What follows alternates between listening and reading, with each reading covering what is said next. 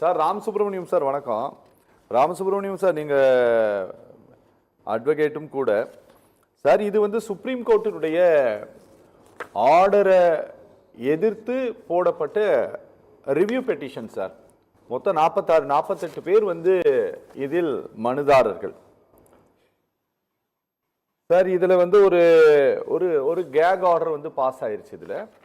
நீங்கள் இதில் வந்து நீங்கள் இந்த எக்ஸாம் நடத்தியே ஆகணும்னு சொல்லிட்டு 2 ஆண்டுகள் அப்படின்ட்டு இருந்த அந்த கால அளவீட்டை இந்தியாவினுடைய உச்சநீதிமன்ற நீதிபதிகள் அவர்களுக்கென்று இருக்கக்கூடிய தனித்த அதிகாரம் கொடுக்கக்கூடிய சட்டப்பிரிவை பயன்படுத்தி அதை 3 ஆண்டுகளாக மாற்றியிருக்கிறாங்க. நீ இந்த 3 வருஷத்துக்குள்ளே நீ பரீட்சை எழுதியாகணும்.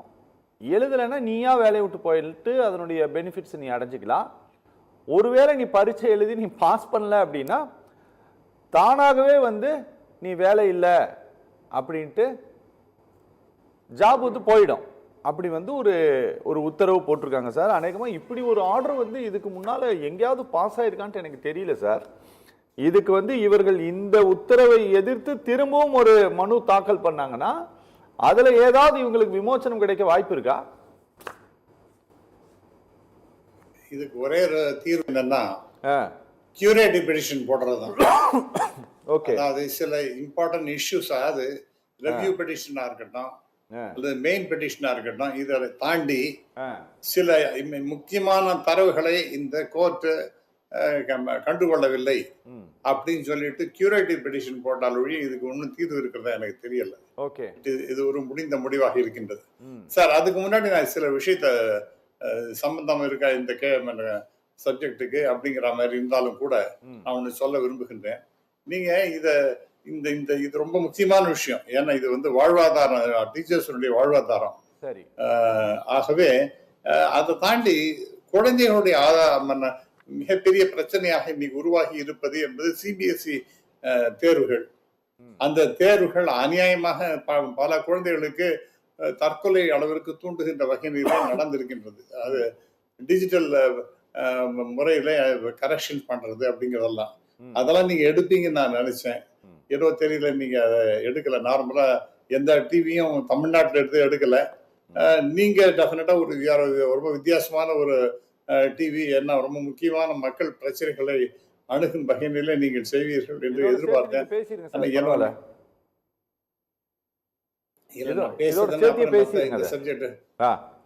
இல்ல, அதாவது இந்த டிஜிட்டல் முறையில இந்த கரெக்ஷனை பண்ணணும் அப்படிங்கிற மாதிரி ஒன்றும் இந்த தடவை கொண்டு வந்திருக்காங்க சார்.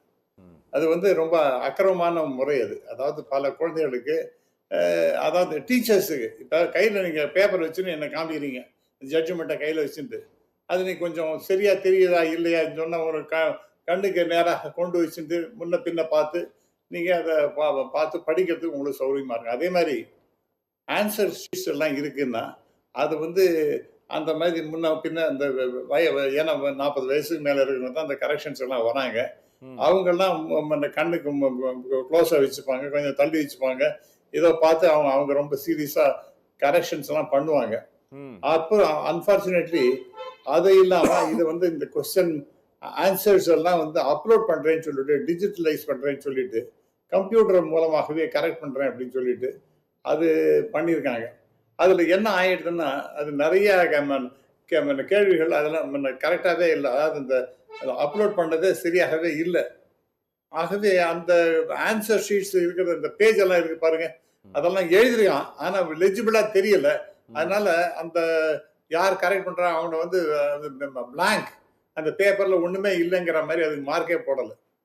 இது எவ்வளவு பெரிய அநியாயம் சார். இது கேட்கறதுக்கு ஆளே கிடையாது. இனி அந்த வேலை யார் பண்ணிட்டாங்க சார்? இது சார் இனி அந்த ஏதோ தப்பாச்சும் ஒண்ணு நடக்குது இல்ல? இல்ல அந்த இந்த மாதிரி எல்லாம் இல்ல சார், அது நடக்கிறது கூட வாய்ப்பு இல்லைங்க, ஆள் இல்லன்னு ஒண்ணு கிடையாது. அது ஏன்னா இதெல்லாம் ஆன்லைன் அப்படிங்கிற மாதிரி எல்லாத்தையும் வந்து அது மாதிரி பண்ணி விட்டாங்க. ஒண்ணு. ரெண்டாவதாக அந்த யார் கேள்வி என்ன பதில் எழுதியிருக்கானோ, எனக்கு இந்த மார்க்கே வராது, எனக்கு நிறைய மார்க் எதிர்பார்த்தேன் அப்படின்னு சொல்லிட்டு பார்த்தா அந்த ஆன்சர் ஷீட்டு இந்த பையனோட கன்சர்ன்ட் பையனோடதே கிடையாது. யாரதையோ எடுத்து திருத்திருக்காங்க, அதுக்கு மார்க்கை போட்டு வச்சிருக்காங்க. கேட்டா இதாங்கிறாங்க. இது இது வந்து எவ்வளவு பெரிய. மூணாவது, அந்த ஆன்சருக்கு மார்க்கெல்லாம் இருக்கு பாருங்க, அந்த மார்க்கெல்லாம் சரியாவே இல்லை அப்படின்னு சொல்லிட்டு கேட்டாலும் கூட அதுலயும் நிறைய குளறுபடிகள் ஏராளமா இருக்கு. இதனால என்னாச்சுன்னா நிறைய குழந்தைகள் தற்கொலை பண்ணிக்கக்கூடிய நிலைமையில தவித்து கொண்டிருக்கின்றார்கள். அடுத்தது, அந்த அது காஸ்ட் ஆஃப் அந்த இப்ப ஒரு பேப்பர் நீங்க தமிழ்நாட்டில் வாங்கணும், ஒரு டோட்டல் பண்றதுக்கோ கரெக்ஷன் பண்றதுக்கோ அப்படின்னா 275 ரூபா தான். ஆனா இந்த சிஸ்டத்துல கிட்டத்தட்ட 60,000 ரூபாய், 2 லட்சம் ரூபாய் வரைக்கும் எல்லாம் போறது சார். எல்லா பேப்பர்ஸுக்கும் ஆன்சர்ஸ் ரெடி பண்ணோம் அப்படின்னு சொன்னா, அதெல்லாம் மறுபடியும் பார்க்கணும் அப்படின்னு சொன்னா அதுக்கு கிட்டத்தட்ட 60,000லேருந்து 2 லட்சம் ரூபாய் வரைக்கும் போச்சுன்னா அந்த குழந்தைகளால, அந்த பேரண்ட்ஸால முடியுமா சார் இதெல்லாம்? புரியுது. இது மாதிரி நடக்கிறது. இது மாதிரிலாம் ரொம்ப குளறுபடிகள் ரொம்ப நடந்திருக்கு. அதாவது யார் இந்த கம்பெனி கொடுத்துருக்காங்கன்னா, அவங்க ஒரு ஷேடி கம்பெனி அப்படின்னு சொல்லிட்டு திரு ராகுல் காந்தி ஒரு அற்புதமான கிளாரிபிகேஷன் கொடுத்துருக்காரு. அவருடைய எல்லா பேரண்ட்ஸும் ரொம்ப இந்தியா முழுக்க ரொம்ப அப்ரிஷியேட் பண்றாங்க.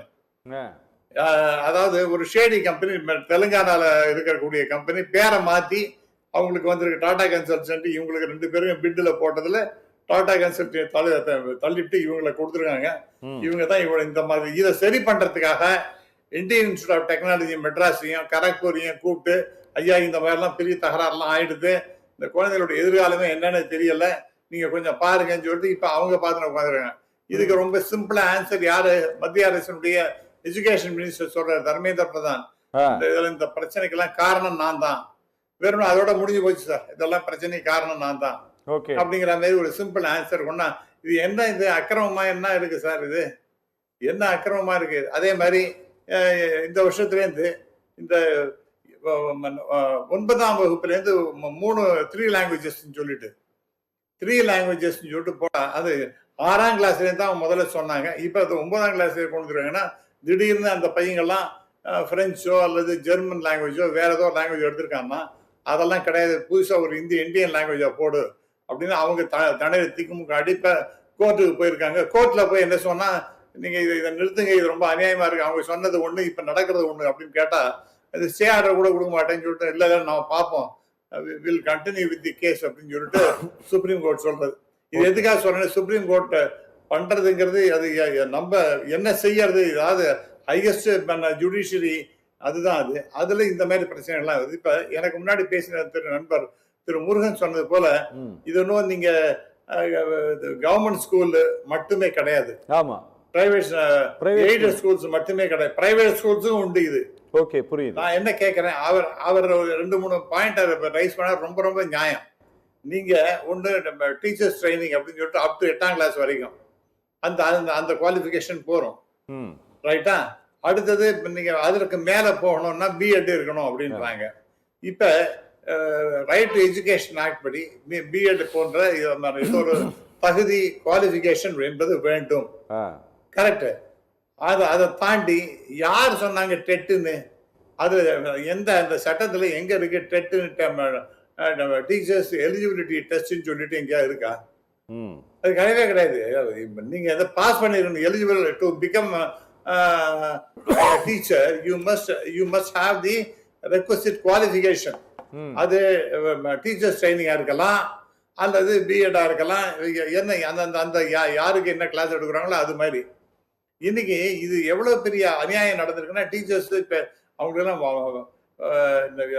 சுப்ரீம் கோர்ட்டே சொல்றது, இன்னைக்கு இவ்வளவு பேருக்கு வேற கேஸ் எல்லாம் இவ்வளவு பேர் டீச்சர்ஸ் இருக்காங்களே, அவங்களுக்கு டீச்சர்ஸ் இல்லாம இருக்காங்களே அப்படின்னு சொல்லிட்டு அதை பத்தியும் கவலைப்படுறது. கிட்டத்தட்ட 15 லட்சம் டீச்சர்ஸ் வேகன்சிஸ் இருக்கு சார். இன்னைக்கு இவங்க ஒரி பண்ணிக்கிறது என்னன்னா, டீச்சர் நல்ல குவாலிஃபைடா இருக்கணும், அவங்க குழந்தைகள எதிர்காலத்தை அவங்கெல்லாம் கெடுக்க கூடாது அப்படிங்கிற மாதிரி பேசுறீங்களே. நான் சொல்றது என்ன, முதல்ல டீச்சரே கிடையாது சார், 15 லட்சம் டீச்சர்ஸ் கிடையாது. ஓகே, அப்ப இருக்கக்கூடிய டீச்சர்ஸ் இவங்க எலிஜிபிளா இருக்கிறவங்க. இப்ப நான் இன்னொன்னு கேட்கிறேன், ஆஸ் அ லாயர், இப்ப என்ன நீங்க போய் பரீட்சை எழுதி அதுக்கப்புறம் தான் நீங்க அட்வொகேட்டா நீ பிராக்டிஸ் பண்ணலாம்னு சொன்னா எப்படி சார் நியாயம்? அதாவது அது மாதிரி இருக்கு. எப்ப 2010க்கு பிறகு வந்தவங்க எல்லாம் லா படிச்சிருந்தாலும் கூட ஒரு என்ட்ரன்ஸ் டெஸ்ட் பாஸ் பண்ணி மினிமம் மார்க் வாங்கி அங்கே நீங்கள் போய் ப்ராக்டிஸ் அப்போ தான் பண்ண முடியும்னு சொல்லிட்டு அதே போல் advocates as well as judges எல்லாருக்குமே ஒரு நல்ல ஜுடிஷியரி வேணும் அப்படிங்கிறதுக்காக அவங்களுக்கெல்லாம் நீங்கள் வந்து எக்ஸாம் பாஸ் பண்ணா தான் நீங்கள் வந்து ஜட்ஜாக தொடரலாம் அல்லது அட்வொகேட்டாகவே தொடரலாம் அப்படிங்கிற மாதிரிலாம் சொன்னா எப்படி சார் வைக்க முடியும்? அதுக்கு ஒத்துப்பாங்களா இந்த ஜட்ஜஸ்லாம்? ஒத்துக்குவாங்களா இல்லையான்னு சார், உத்தரவு வந்துருச்சு. இல்ல சார், நான் கேட்கறது ஒரு நியாயமா ஒரு லாஜிக்கலான கொஸ்டனா நான் கேட்கறேன். இன்னைக்கு அப்பதான் நீங்க வந்து இல்லைன்னா ஜுடிஷியரியே சரியா இருக்காது அப்படின்னு நம்ம சொல்ல ஆரம்பிச்சோம்னா இது எங்க போய் முடியும்? டாக்டரா பிராக்டிஸ் பண்ணணும் அப்படிங்கறத நீட்டுக்கு இது மாதிரிலாம் சொல்றோம். அடுத்ததாக முக்கியமான விஷயம் சார், ஒரே செகண்ட் சார் முடிச்சிடலாம், ரொம்ப நேரம் நண்பர் வெயிட் பண்ணிட்டு இருப்பாரு. இந்த இஷ்யூல இப்ப ரெவ்யூ பெட்டிஷன் போட்டும் ஒன்றும் பிரயோஜனப்படலைன்னா the only solution is curative petition. Okay, அதை தயவுசெய்து இந்த ஆஸ்பெக்ட்ஸ் எல்லாம் அவங்க கவனிக்கவே இல்லை அப்படிங்கிற மாதிரி அந்த கேஸ் போட்ட திரு முருகன் போன்றவர்களும் அரசாங்கமும் அதை ரொம்ப கூர்மையாக கவனிச்சு மறுபடியும் எடுத்துன்னு போனாதான் இது ஏதாவது விமோச்சனம் உண்டு, இல்லைன்னா விமோச்சனமே இல்லை sir. Okay sir. Sir Ram Subramanian sir, அது என்ன சார் பிரைவேட் ஸ்கூலை மட்டும் இந்த இந்தியன் கவர்மெண்ட் இப்படி விட்டு வச்சிருக்குது? நீங்க வேணா யாரை வேணா கூப்பிட்டு வச்சு நீங்க டீச்சரா பாடம் நடத்திக்கங்க, அவங்க எல்லாம் டெட் பாஸ் பண்ண வேணாம்னா இது என்ன அநியாயமா இருக்குது சார்? இப்ப நம்ம நண்பர் மாறன் சொன்னாப்புல நீ டீச்சர் நல்ல டீச்சர்ஸ் கிடைக்கிறது ரொம்ப கஷ்டம் சார். நல்ல டீச்சர் டெட் பாஸ் பண்ணவங்க தான் சார் நல்ல டீச்சர். அதான் சார், இப்ப நல்ல டீச்சர்னா நான் என்ன பொறுத்த வரைக்கும் நல்லா நடத்த மாணவர்களுக்கு போய் சேருகின்ற வகையில அவங்களுக்கு புரிகின்ற வகையில நடத்துற டீச்சர்ஸ் தான் நல்ல டீச்சர் நான் சொல்றேன். பிசிக்ஸோ கெமிஸ்ட்ரியோ மேத்தமேட்டிக்ஸோ அதெல்லாம் இன்னைக்கு யாருமே இப்ப ப்ரிஃபர் பண்றதே இல்லை. இன்ஜினியரிங், ஸோ இப்போ என்ஜினியரிங் கிராஜுவேட்ஸை வச்சுட்டு இந்த பாடத்தெல்லாம் நடத்த வேண்டியிருக்கு. ஸோ எங்களுக்கு எல்லாம் ஃப்ரீடம் கொடுத்துட்டாங்கன்னு நினைக்க வேண்டாம். தயவுசெய்து பிரைவேட் ஸ்கூல்ஸுக்கு இன்னும் எக்ஸாம்டட் நாங்கள் யாரை வேணாலும் அப்பாயிண்ட் பண்ணிடுவோம். இது தலைக்கு மேலே கத்தி தொங்கிட்டு இருக்கு, அதில் ஒன்றும் சந்தேகமே கிடையாது. நாங்கள் எல்லாருக்கும் சொல்லிட்டு இருக்கோம். இன்ஃபேக்ட் ஸ்கூலில் இருக்கிற டீச்சர்ஸ் தான் தயவுசெய்து டெட் எக்ஸாம் எழுதுங்க, இல்லைன்னா வேலை இருக்காது அப்படின்னு. இந்த இதே மாதிரி நீடித்தால், அதாவது 31 ஆகஸ்ட் 2028 அது வரைக்கும் நீடித்தால் கிட்டத்தட்ட எல்லா டீச்சர்ஸ் போறாங்களோ இல்லையோ ஸ்கூல்ஸ் எல்லாம் இழுத்து மூடுற மாதிரி, பிரைவேட் ஸ்கூல்ஸ் எல்லாம் இழுத்து மூடுற மாதிரி வந்துடும் சார். சார் இது சாதாரண சார், அதாவது சார் ஒரு சர்க்குலர்ல எல்லா விஷயங்களையும் காலி பண்றாங்க சார். சார் இப்போ சமீபத்தில் யூஜிசி வந்து ஒரு புதிய விதிகள் அறிவிப்பை வெளியிட்டாங்க. அதுல நாம வந்து பார்த்தோம், அரசு கல்லூரிகள்ல வேந்தர்கள் நியமிக்கிறதுல என்னென்ன அசிஸ்டன்ட் ப்ரொஃபசர்ஸ் இப்படி பல அடுக்குகளில் வேற பணியாற்றக்கூடிய கல்வித்துறையில் நம்ம யாரெல்லாம் ரெக்ரூட்மெண்ட் பண்ணுறோமோ அவங்களுக்கெல்லாம் என்னென்னலாம் ரூல்ஸில் அவங்க மாற்றத்தை கொண்டு வந்தாங்க அப்படிங்கிறத நம்ம கண்கூடாக பார்த்தோம். அதனால் இவங்க ஒரு சர்க்குலரில் என்ன வேணால் பண்ண முடியும். இந்த 2028 ஆகஸ்ட் 31 அப்படிங்கிற இந்த காலக்கெடு இப்போது அரசு பள்ளிகளில் கவர்மெண்ட் ஜாப்ல இருக்கிறவங்களுக்கு மட்டும் இருக்குது. கரெக்டா சார்? எல்லாருக்குமே இருக்கு அப்படின்னா இப்ப இவங்க யாரும் ரிப்போர்ட், பிரைவேட் ஸ்கூல் யாரும் ரிப்போர்ட் எல்லாம் கொடுக்கறது இல்லையே. எங்க கிட்ட ஒரு டீச்சர் இருக்கிறாங்க, அவங்க 6ஆம் வகுப்புக்கு எடுத்துட்டு இருக்காங்க, அவங்க டெட் எக்ஸாம் பாஸ் பண்ணிருக்காங்களா பாஸ் பண்ணலையா அப்படிங்கிற ரிப்போர்ட்டை எந்த பிரைவேட் ஸ்கூலும் கவர்மெண்ட்டுக்கு சப்மிட் பண்றது கிடையாது. இனிமேல் சப்மிட் பண்ணுமா சார்? அவங்களை நீங்க கண்ட்ரோல் பண்ணவே முடியாது சார். சொல்லுங்க சார். கண்ட்ரோல் பண்ண முடியாதுங்க சார். நீங்க ஒரு அமைப்புக்குள்ள இருக்கிறவங்கள தான் கண்ட்ரோல் பண்ண முடியும். ஓ, இவங்க அமைப்பே கிடையாது, அவங்க கண்ட்ரோல் பண்ண முடியாது. நீங்க சார் சார் சார் சொல்லுங்க சார். ஏன்னா கண்ட்ரோல் பண்ற தைரியம் மத்திய அரசாங்கத்துக்கு இல்ல. ஓ, இவங்களை பண்ணணும் தைரியமா அவங்களுக்கு கிடையாது. இல்ல சார், சார் சொல்லுங்க சார். தவறான செய்தி அது ரொம்ப தவறான செய்தி. டெஃபினட்டா எவ்வளவு பேர் டெட் எக்ஸாம் எழுதுறாங்க அப்படிங்கிற டீடைல்ஸ் கேட்டுட்டு இருக்காங்க எங்ககிட்ட. பிரைவேட் ஸ்கூல்ஸ்ல எவ்வளவு பேர் டீச்சர்ஸ் இந்த தடவை பரீட்சை எழுதுறாங்க, எவ்வளவு பேர் TET qualified teachers are there அப்படிங்கிற மாதிரி டீடைல்ஸ் எல்லாம் கேட்டுட்டு தான் இருக்காங்க. அவங்க வாய் மூடிட்டு இருக்கிறதுக்கு காரணம் என்னன்னா டைம் லிமிட்ங்கிறது என்பது இருக்கின்றது. ஆனால் அந்த 31 ஆகஸ்ட் 2028 டெட் பாஸ் பண்ணவங்க இல்லை என்று சொன்னால் ஆ. அந்த ஸ்கூலு டீச்சர்ஸ் வேலை போறதோ இல்லையோ அந்த ஸ்கூலை இழுத்து மூடுற நிலைமை வரப்போகின்றது. ரொம்ப வெரி சீரியஸான இஷ்யூ அது. சார் எனக்கு கவர்மெண்ட் ஸ்கூல்ல சார் எனக்கு ஒரு விஷயம் சந்தேகம் இருக்கு சார், அதுவும் கூட கொஞ்சம் சொல்லுங்க சார். சார் இது ஒன்லி வந்து சிலபஸ் பேஸ்டு டெட் எக்ஸாமா இல்ல எப்படி சொல்றது, இந்த செயல்முறை சார்ந்து சொல்லுவாங்க இல்லையா? பிராக்டிகல். ஆமா, பிராக்டிகல்லாம் கிடையாது. இல்ல சார், அதான் இப்ப இந்த யோகா டீச்சருக்கு டெட் எக்ஸாம், ஹிந்தி டீச்சருக்கு 180 mark டெட் எக்ஸாம் அதெல்லாம் கிடையாதா சார் இதுல? இல்ல சார், தேரி 180 mark. ஒன்லி அதெல்லாம் ஒன்லி தியரி தான், ரைட்?